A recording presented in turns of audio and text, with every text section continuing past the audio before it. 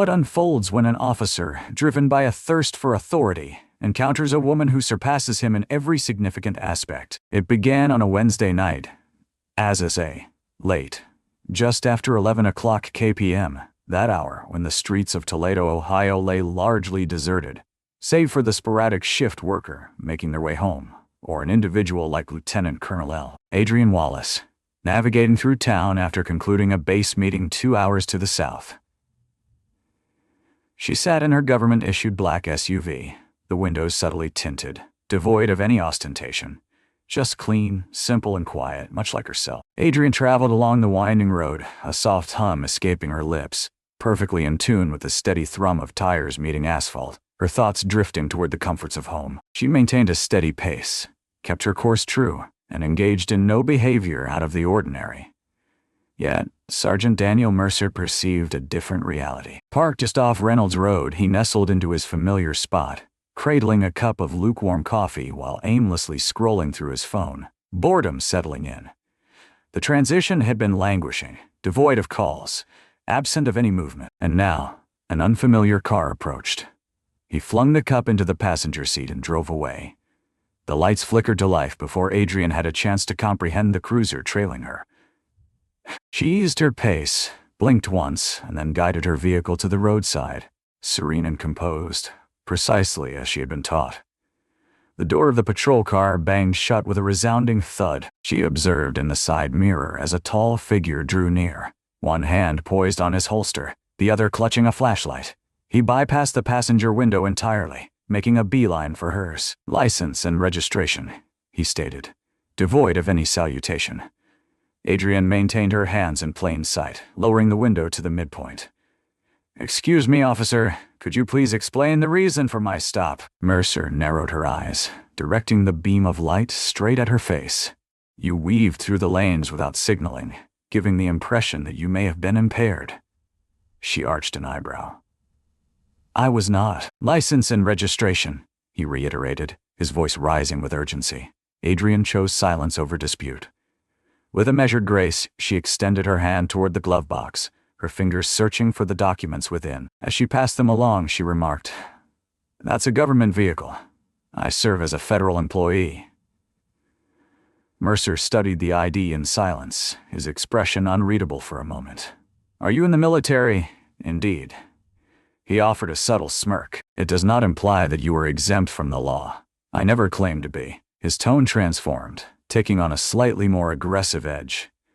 "Please exit the vehicle for me." Adrian's eyelids fluttered momentarily. "Beg your pardon? I instructed you to exit the vehicle. I'm performing a sobriety assessment." Her jaw tightened, yet she maintained her composure. "What are the reasons behind that?" "I have complied. I have not partaken in any alcoholic beverages. I seek to understand the rationale behind it." Mercer advanced a step nearer. "Are you now rejecting a legitimate command?" Adrian remained still. "I seek clarification, please." He found that displeasing. He personally opened her door. "Please exit the vehicle at this time." In that moment, she composed herself, her demeanor serene, as she activated her phone camera and pressed the record button. "For the sake of clarity," she stated, "this exchange is being recorded." Mercer's gaze darted toward the phone. For the first time, a flicker of uncertainty danced across his features, yet he stood his ground. "Not at this moment." "Exit the vehicle." Adrian emerged, her stance unwavering, not challenging, merely resolute. She remained silent, offering no resistance. Yet the manner in which she held herself, even dressed in ordinary attire, conveyed a narrative of its own. Mercer gazed at her intently, and for the first time a quiet question stirred in the recesses of his mind. What am I truly facing here? Yet his ego resonated with greater volume. He conducted the field test, instructing her to walk a straight line beneath the streetlights, as if she were a reckless driver navigating the streets on a Saturday night. She succeeded, absolutely flawless, clear, steady, unwavering. Nevertheless, he issued her a citation for failing to maintain her lane. Adrian accepted the ticket. Silence speaks volumes. Conveyed through a single glance, she slipped into her car and vanished into the night, unaware that the ticket would resurface in a courtroom, altering the course of everything. Sergeant Daniel Mercer had encountered this before.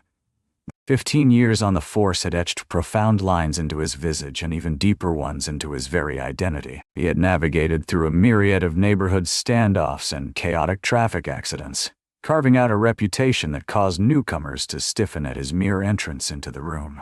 Yet Mercer found a certain charm in it. He refrained from inquiring. He issued commands. In his thoughts, the badge symbolized authority. Command.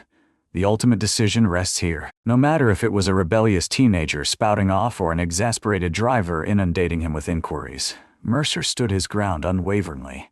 He never offered an apology. The precinct on the west side of Toledo was acutely aware of its own significance. A police officer who diligently completes the paperwork, arrives punctually, and never falters in their duties. That also indicated they were aware of his capacity for being abrasive, cutting in his speech, and swift to intensify the situation. Yet, there was no one who truly dared to confront him. It was not until that night, upon his return to the station following the stop, he scarcely alluded to it. He recorded the citation in the system, composed a brief report noting the failure to maintain lane, potential signs of impairment, and the absence of an arrest, before placing the body cam in the charging dock as was his routine. For 2 days the video lingered in silence, untouched and unexamined by anyone. Meanwhile, Mercer made light of the situation in the break room. A woman attempted to assert her authority over me. He remarked to Officer Diaz. She brandished her government ID as if it were meant to leave me in awe. Diaz arched an eyebrow. Hold on, was she in the military? With a slight lift of his shoulders, Mercer dismissed the moment. She remarked, a certain agent with a chip on their shoulder. What name did she bear? Mercer reclined in his chair, tore open a bag of chips, and addressed Wallace. Adrian Wallace. Diaz's expression transformed. Are you referring to Lieutenant Colonel Wallace? Mercer hesitated. What leads you to that conclusion? Last year, she delivered a lecture at the academy. Diaz remarked slowly. She embodies more than just the military. She occupies a lofty position, manages logistics operations from Fort Wayne, Bronze Star, 2 deployments. She is truly authentic. Mercer dismissed it with a derisive wave of his hand. I have no interest in her identity. On the road, I hold the reins of authority. Yet there was an unmistakable resonance in Diaz's tone that remained. A gentle reminder to tread carefully, of reverence. It nibbled away at Mercer's customary defenses. Yet, he refrained from revisiting the footage. He gave the ticket no second thought. In his mind, it was a matter of completion, already laid to rest. Yet, it was not. Wallace had submitted a formal complaint the following morning, not solely with internal affairs. In collaboration with the Office of the Inspector General, she found herself in the company of others. The video she captured had already found its way to her legal team, and a copy was discreetly circulating through the military hierarchy. At this moment, Mercer remained blissfully unaware of any of it. He had returned to the familiar cadence of his daily life, addressing minor calls, yapping at individuals during moments of halted traffic. He moved with the air of someone impervious to the world around him. For years, he had not been. He had been shielded by the system.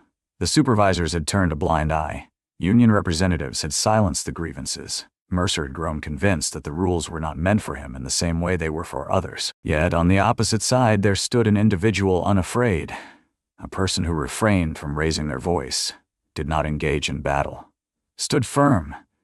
She meticulously recorded every detail, adhered to the established protocol, executed a single phone call at the opportune moment to the appropriate office, and she possessed the evidence. Yet, Mercer remained oblivious until the envelope landed on his desk. Formal inquiry noted. Adrian Wallace was not the sort to create a stir without purpose. She was not one to be overly dramatic. She avoided confrontation.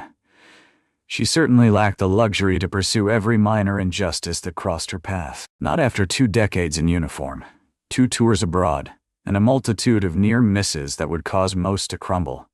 Yet on this occasion it felt distinct. Her thoughts extended beyond her own needs. Her thoughts drifted to each young soldier she had guided, every civilian she had witnessed suffering, left voiceless and unprotected. Each woman, particularly every black woman who has had to stifle her pride merely to prevent further complications. And she had ceased to do that. In the quiet confines of her office in Fort Wayne, Indiana, Adrian found herself seated before her screen, lost in thought on the morning following the stop. She had scarcely found rest. Not that her anger was absent, for it certainly lingered. Yet, the entire scenario continued to echo in her mind. He spoke to her as if she were insignificant. His hand lingered just above the holster, poised and ready. His attempts to provoke a reaction from her were almost palpable. She was well versed in the script, understood the potential consequences had she not maintained her composure, understood precisely how swiftly circumstances could spiral out of control, even with the lens capturing every moment. Sergeant Daniels, her aide, peeked in. "Are you well, ma'am?" Adrian raised his gaze, his expression serene yet intent. "Not at the moment, but I am managing it." He entered the room, gently shutting the door behind him. He remarked that he had seen the footage. "Are you asking if I should involve the base attorney?" "It is already completed," she remarked. Daniels paused, uncertainty flickering in his eyes. "Are you certain you wish to make this information public?" Adrian reclined, allowing the weight of the world to slip from his shoulders. "I have no interest in headlines.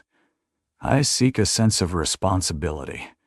Her words carried weight, a sincerity that was unmistakable. Throughout her career, she had consistently exemplified discipline and integrity in her leadership. Her rank was not merely an adornment on her shoulder. It was a reward she had cultivated over years of dedication, through choices that shaped the destinies of others. She had led convoys through treacherous landscapes, orchestrated relief missions in the aftermath of hurricanes. She had overseen soldiers, managed supplies, and ensured security across 4 distinct continents. Yet, none of that held significance when she found herself stopped on a serene road in Ohio. To Mercer, she was merely another driver of interest, one who hesitated too long under scrutiny. What gnawed at her wasn't merely the way he treated her. It was the unsettling ease with which he did so. The true issue lay there. Adrian initiated a series of calls, beginning with JAG, followed by the Inspector General's office. She submitted the footage and lodged the complaint. She refrained from embellishment. She refrained from embellishing the situation. She simply spoke the truth, supported by video evidence, allowing the facts to speak for themselves. As the week drew to a close, whispers of the story began to weave their way through the corridors of military legal circles. The media had yet to catch wind of it, not at this moment. However, Mercer's name had now become linked to an internal investigation. The legal counsel of the department had been informed, and Adrian, she continued her work, remained present and only spoke of it when prompted. Yet, in the shadows, she was crafting an entirely different narrative. Her lawyer had indicated that the stop was not merely inappropriate. It could potentially have breached federal policy, given her government status and the lack of probable cause. Should the situation arise, they would resort to legal proceedings. Adrian remained unfazed by that. She embraced it. Yet Mercer remained unconvinced that this would lead to anything substantial. It was only when he received the summons to stand before a judge that the gravity of the situation truly dawned on him. The envelope was slender, unadorned, and understated. A simple manila folder, bearing his name elegantly typed on the front, accompanied by a return address from the Lucas County Civil Court. Mercer ripped it open in the parking lot, his mind only half engaged, assuming it was merely another traffic citation or a routine departmental notice. Yet, it was not. A summons had been issued to present oneself. A formal complaint regarding civil rights has been submitted. Lieutenant Colonel Adrian Wallace, the plaintiff. The accusation involves a breach of constitutional rights occurring during a traffic stop, characterized by unlawful detainment, intimidation, and an abuse of authority. Mercer lingered for a moment, his gaze fixed upon the paper. Then he let out a hearty laugh. "Absolutely not," he whispered to himself. "This is unlikely to hold up." Yet, as he re-entered the station, the atmosphere had shifted. Officer Redding, his captain, summoned him into the office. The door closed softly, the blinds drawn tight. "Dan," Redding began, "we must have a conversation." Mercer sat with his arms crossed, a picture of contemplation. "Concerning what matter?" "The woman from the other evening." She seems to be adopting the role of the victim. Redding remained expressionless. She isn't engaging in any activity. Are you even aware of her identity? Her identity holds no significance for me. She was pulled over, exuded an air of arrogance, and now she's upset that I didn't pay homage to her shoes. Redding inclined his body, drawing closer. She is far more than an ordinary driver. She holds the rank of lieutenant colonel and is a seasoned combat veteran. Her record is impeccable. Her connections run profound, and she has captured the entire event on film, from a pair of perspectives, ours and theirs. Mercer let out a derisive laugh. So what? Do we simply acquiesce, utter an apology, just because she bears some insignia? Negative. Yet we do not delude ourselves into thinking this is insignificant. You are headed to court. Should this information escape into the world, and it undoubtedly will, the repercussions will be monumental. Yet Mercer remained unable to rid himself of the arrogance. She wasn't even taken into custody. I did not lay a finger on her. I adhered to the established protocol. Dan, you were clearly on edge. You took it to the next level. You regarded her as a suspect before you had any understanding of her identity. Mercer pressed his lip between his teeth. For once, he found himself at a loss for words. The notification indicated that the court date was scheduled for 3 weeks from now. Meanwhile, whispers began to circulate throughout the department. Soft murmurs echo through the locker room. In the corridor, furtive glances exchanged. No one uttered a word to him directly, yet Mercer sensed the change. He had shed the guise of the wolf. He was losing blood, and the others could sense it. Returning to her base, Adrienne made her own preparations. Yet, in an alternate manner, she refrained from holding press conferences or seeking the spotlight. She convened discreetly with her legal team, meticulously examined each moment of the footage, and articulated her experience with precision. She exuded a serene composure. Her lawyer, Delaney Price, positioned herself across the table, her gaze steady as she inquired, "Are you certain you want to proceed with this in court? It is accessible to all. It will pursue you." Adrienne gave a slight nod. "Excellent. Allow it to unfold. The price has come to a standstill. Many individuals would have chosen to move on. I've allowed far too much to slip away already," Adrienne remarked. "This extends beyond my own experience." She had no desire for a financial reward. She sought a record for all to see, a moment worthy of citation. The display of power did not justify the actions taken. Yet, that silence was not the sole possibility. She was not merely advocating for her own rights. She stood resolutely for every individual who had faced condescension, been overlooked, or suffered at the hands of those wielding authority under the glare of flashing lights. As the court date arrived, she made her entrance with undeniable presence. She entered, adorned in her complete service uniform. Emblems, accolades. The insignia on her chest stood out like a beacon in the light. She yearned for the jury to perceive her not merely as a woman in a car that fateful night, but as a human being who had dedicated herself to her country, upheld the law, and anticipated the same respect in return. Mercer sat quietly, already in his seat, as she entered the room. He pivoted, beheld the uniform. For the first time, his smirk wavered. Yet the true challenge lay ahead. As Wallace ascended to the stand, the entire courtroom held its breath, captivated by the moment. The courtroom brimmed with people, not with reporters, not just yet, but rather with officers from both the local precinct and the military base in Fort Wayne. Adrienne's colleagues entered quietly, their demeanor one of respect, clad in uniforms or professional attire, taking their places beside civilians who remained oblivious to the true nature of the case at hand. To some, it appeared as though a routine traffic stop had spiraled into chaos. Yet for Adrienne, it marked the culmination of a deeper unrest, a tension that had been quietly brewing for years. Mercer occupied the defense table, his suit rigid against his form, his expression a mask of tension and neutrality. Charles Brenner, his attorney, leaned in close and murmured something to him. Mercer remained unflinching. He maintained his gaze fixed on the judge. At that moment, Adrienne's name was summoned. She rose, straightened her collar, and approached the witness stand with the same calm resolve she had employed while guiding convoys through perilous territories. She moved with a steady grace, unwavering and composed. All gazes in the room were fixed upon her. The light danced upon her ribbons. Her stance commanded reverence, not due to her appearance, but because of her essence. The judge cleared his throat, a subtle prelude to the weighty words that were about to follow. Lieutenant Colonel Wallace, your dedication and service are deeply appreciated. Feel free to continue. Delaney Price advanced with unwavering confidence, her rhythm unbroken. Lieutenant Colonel, would you be so kind as to recount the events of the night of January 17th? Adrienne expressed herself with clarity. As I made my way home from a meeting at the Indiana Guard Reserve, the road stretched out before me. At approximately 11:15, I found myself being pulled over by Officer Mercer. There was a complete absence of erratic driving, no indications of intoxication whatsoever. I adhered to the expectations set before me. I posed sensible inquiries. His reply was laced with hostility. Her voice remained unwavering, only honesty, devoid of embellishment. He insisted that I leave the vehicle, offering no explanation for his abrupt command.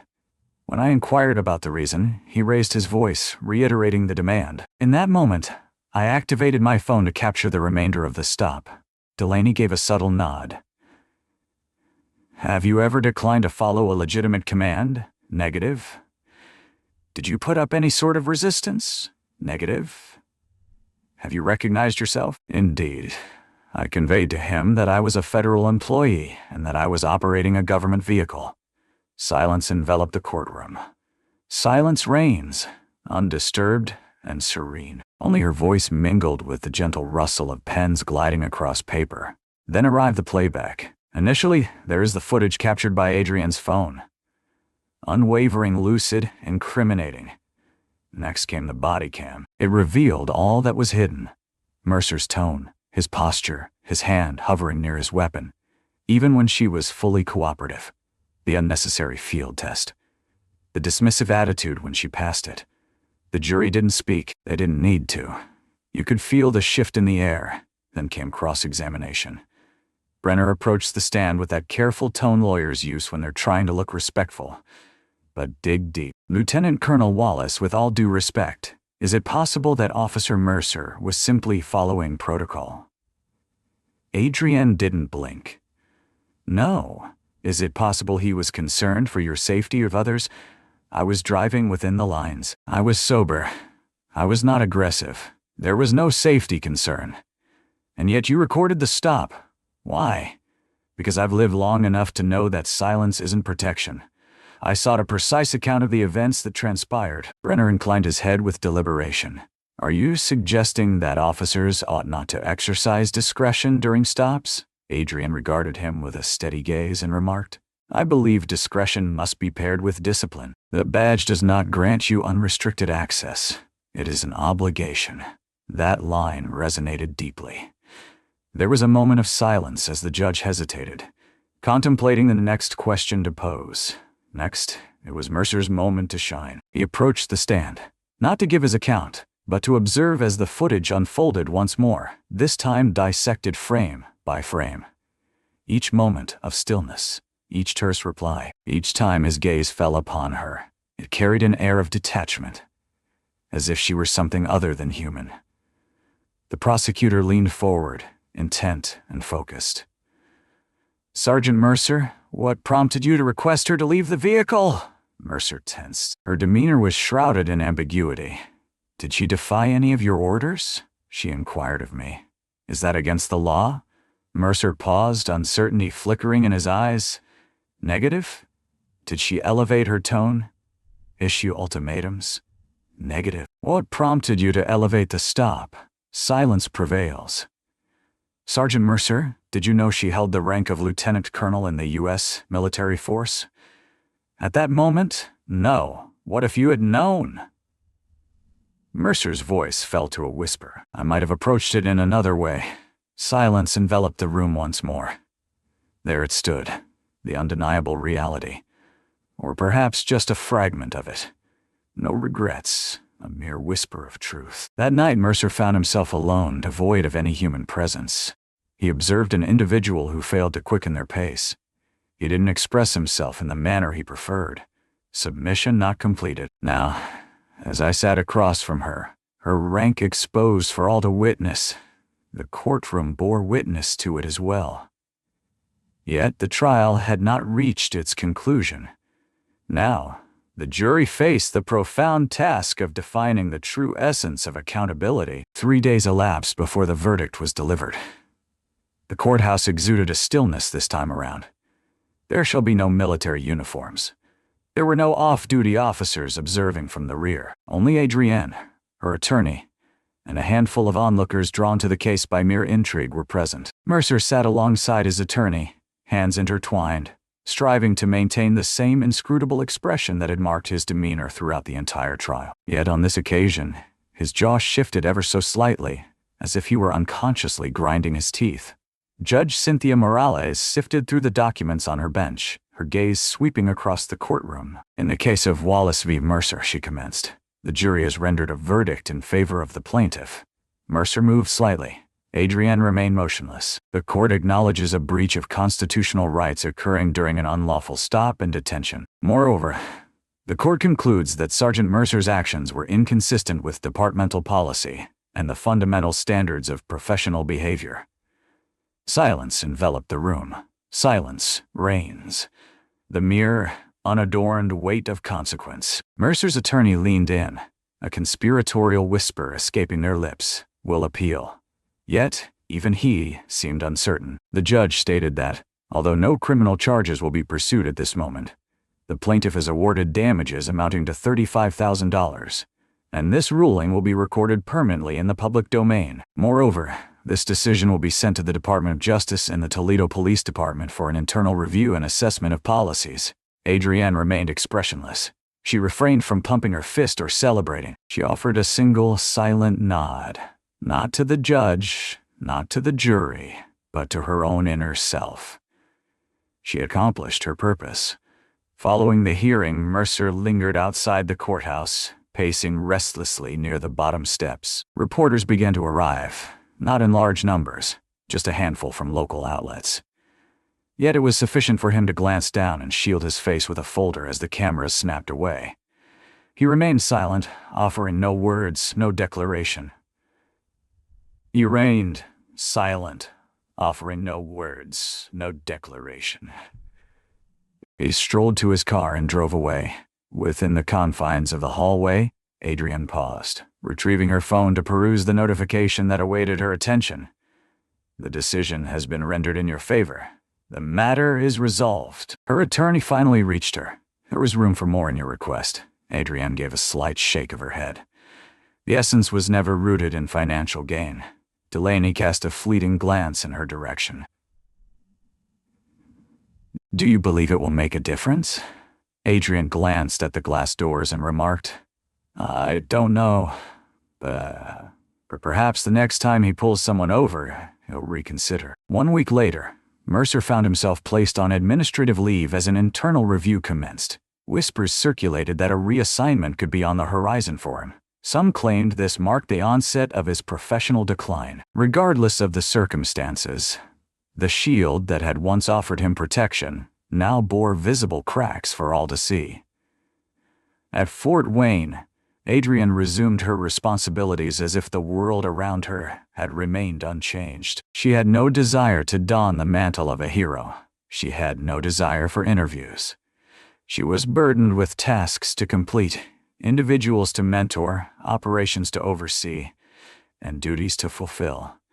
Yet, beneath her authority, the intent was unmistakable. One need not elevate their voice to command the respect they deserve. One need not always shatter to demonstrate the injustice they've faced. At times, the most subdued position resonates with the greatest clarity. Yet, despite the verdict now settled, Adrienne understood that the battle was far from finished. Accountability transcends mere punishment. It concerns the unfolding of what lies ahead. 2 months later, Adrienne found herself before a gathering of eager young recruits at Fort Wayne. Many of them had donned their uniforms for merely a few weeks. New perspectives, eager hearts, ready to contribute. This time, her purpose was not to discuss combat strategy or logistics. She was present to discuss the essence of leadership and its significance in moments of solitude. She surveyed the room, her gaze lingering on the details, before posing a straightforward inquiry. How many among you believe that a uniform inherently commands respect? A handful of hands rose, some with a lackluster enthusiasm, others brimming with assurance. She inclined her head in agreement. I see where you're coming from, but let me share the reality with you. Respect is not a given entitlement. It is a matter of demonstration, each and every day, each decision. She allowed the silence to linger for a moment. Power follows the same principle, she continued. The emblem, the status, the power. It is not a shield. It bears a burden. Should you lack the discipline to bear it, then you are unworthy of its weight altogether. At the rear, a fresh-faced soldier leaned in, gaze fixed intently. Adrian hesitated for a moment before continuing. When an officer confronted me, seemingly oblivious to that truth, I could have shouted. It was a moment ripe for panic. I might have chosen to overlook it. She surveyed her surroundings.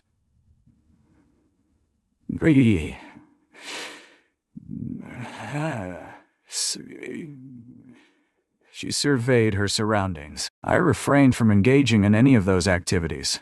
I recorded it meticulously. I have submitted my filing. I arrived at the courthouse and spoke honestly. A lengthy silence hung in the air. The officer believed his badge granted him immunity, but that illusion shattered when he recognized my rank, evident not only in my uniform but also in the way I held myself. That is the distinction that embodies true leadership. Silence enveloped the room. Yet, it was not a silence born of apathy.